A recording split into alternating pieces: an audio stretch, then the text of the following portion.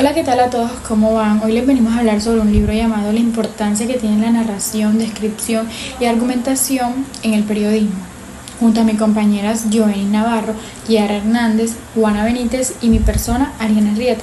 Este capítulo destaca la importancia que tiene la escritura a lo largo de la historia como una forma crucial de dejar un testimonio de hechos e ideas que se enfocan en el papel central de la escritura en el periodismo. A pesar de que la tecnología ha avanzado demasiado, la escritura no ha sido reemplazada. Sigue siendo esencial para transmitir hechos, ideologías y pensamientos. Asimismo, el capítulo dedica una sección a los textos narrativos, descriptivos y argumentativos en los géneros periodísticos. Se destaca la narración como la acción de contar lo sucedido, especialmente en el periodismo, donde se relatan hechos reales y verificables protagonizados por personas o lugares. La primera parte del libro resalta los 5 principios de la narración periodística. Incluye la ley de interés para mantener la atención del lector y la ley de curiosidad. Y la avidez para despertar el deseo de saber más. La ley de unidad narrativa para elegir un elemento central. La matización que implica la incorporación de recursos como el diálogo y la descripción. Y el principio de la veracidad que exige la narración para que sea ajustada a la verdad.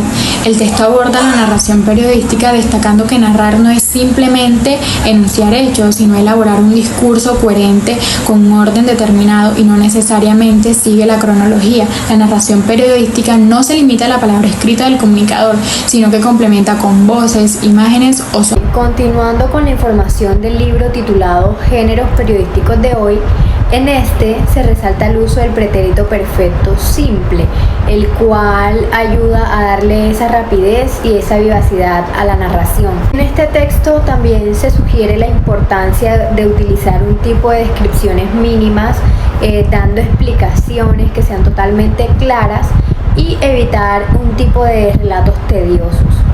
Además de todo esto, este también se enfatiza en la necesidad de utilizar párrafos y oraciones cortos para así evitar perder el interés del lector. En este mismo sentido se describen los elementos fundamentales de la narración, como por supuesto el narrador, los sucesos, los protagonistas, periodos de tiempo, entre otros. En caso de que se tratase de una narración periodística, este incluiría diálogos, comentarios del narrador, personajes y sería muy importante por supuesto la información. En este caso de narrativas periodísticas se menciona el tiempo desde 2 perspectivas. Una de ellas es el tiempo externo, el cual hace referencia a la época en que se desarrolla la acción. Y por otra parte tenemos el tiempo interno, el cual viene siendo el orden cronológico de las acciones, en que se desarrollan ciertas acciones. Continuando con la información suministrada en el libro, también encontramos que se mencionan unos tipos de estrategias periodísticas como lo son el uso de los flashbacks, los cuales sabemos que son como esos recuerdos repentinos que nos provocan ya sea una fotografía o una anécdota. Y también encontramos la estrategia de comenzar por el final, como por ejemplo cuando estamos escribiendo una noticia, hay personas que inician escribiendo antes el cuerpo de la noticia, antes del titular, y pues evidentemente sabemos que el titular es el inicio de la noticia. Por otro lado, el narrador, ya sea externo o interno, tiene como esa responsabilidad de contar la historia utilizando un lenguaje expresivo, es decir, puede mezclar lo literario con lo coloquial. Es muy recomendable que se utilicen también metáforas u otros recursos literarios para así generar un efecto emocional en el lector. Y finalmente, el capítulo aborda el tema de la descripción en el periodismo destacando 2 enfoques, los cuales vienen siendo la descripción objetiva y la descripción subjetiva. El periodista presenta hechos de manera imparcial, sin opiniones ni valoraciones personales. También utiliza un lenguaje frío y se proporcionan definiciones en caso de tecnicismo. Y se detallan minuciosamente datos verificables. Este enfoque puede ser empleado en noticias, reportajes y perfiles. La descripción subjetiva, por otro lado, incorpora las emociones y opiniones del periodista. Se permite el uso de recursos literarios y se busca un impacto estético en el lector. Aunque no es sujeto a comparación irrefutable, se espera que sea veraz en el contexto periodístico. En ese mismo sentido, se distinguen dos tipos de descripción: la estática y la dinámica. La estática se asemeja a una fotografía y la dinámica se compara con una escena cinematográfica, centrándose en cómo suceden los hechos. Luego se aborda la descripción de diferentes sujetos como objetos, lugar, ambiente y personas. La descripción de personas puede ser física o psicológica, siendo la última más subjetiva y útil en crónica y perfiles periodísticos.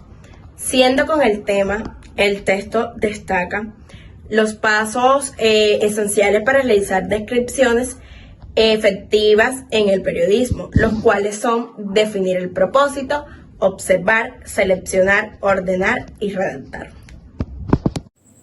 El texto además destaca diversos recursos literarios que enriquecen las descripciones periodísticas, las cuales son: como primero tenemos los adjetivos y comparativos, utilizados para proporcionar una clara representación de la realidad, como por ejemplo, tan largo como 10 canchas de fútbol, o gigante si se le compara con el promedio del tamaño de una nariz. Como segundo tenemos la hipérbole, exageración con fines de énfasis, ya sea con lenguaje coloquial o literario, como por ejemplo con la lentitud de una tortuga, o más de 1 millón de veces repetitivo. Como tercero tenemos la metáfora, que es la identificación de algo real con algo imaginario, para transmitir ideas de manera concisa, como por ejemplo, su corazón parece hecho de fino cristal que se quiebra en lágrimas. Como cuarto tenemos símil, que es la comparación entre dos elementos reales o uno real y otro imaginario, usando palabras como cual, igual que o semejante a, como por ejemplo, tan perezoso como un gorgojo en un riego. El quinto es perifrasis, que es el uso de muchas palabras para comunicar algo que podría expresarse de manera más breve, como por ejemplo, un ínfimo minúsculo trozo de pan. De sexto tenemos epíteto. Este subraya una cualidad característica del sustantivo buscando expresar estéticamente una idea, como por ejemplo, el calor del fuego penetra en las entrañas. Como séptimo y último tenemos la personificación o prosopopeya, que es la atribución de cualidades humanas a fenómenos naturales, animales o cosas, como por ejemplo, la tormenta enfurecida derriba lo que encuentra, o los árboles distraídos nos miran pasar por medio de sus raíces. Siguiendo con el texto, un argumento es la expresión lingüística de un razonamiento que busca justificar algo como verdad o acción razonable. Los argumentos deben dirigirse tanto a la parte racional como a la emocional del receptor, buscando persuadir y convencer.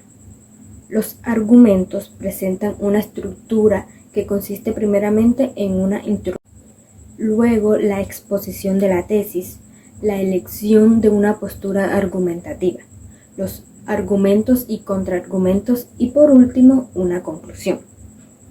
Para ello es importante también tener en cuenta los conceptos, ya que son un excelente aliado para la formación de escritos. Entre ellos existen muchas clasificaciones, como por ejemplo conectores para iniciar un párrafo, para dar ideas o contradecir, para dar ejemplos, para complementar una idea o bien para terminar un párrafo.